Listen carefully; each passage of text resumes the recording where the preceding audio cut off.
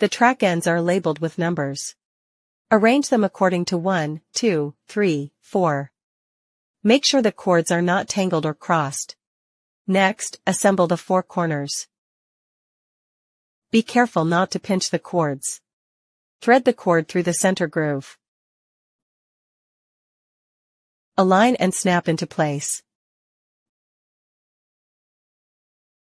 Repeat on the other side.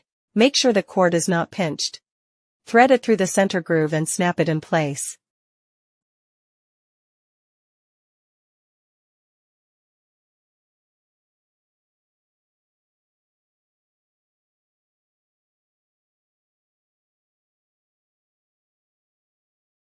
After assembly, check whether the cord is centered properly. If not, disassemble and reassemble. Untie the fabric straps. Then test the shade.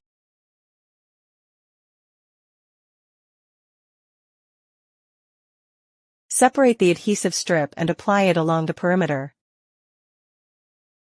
Note: allow extra material at the corners. Otherwise, light may leak through.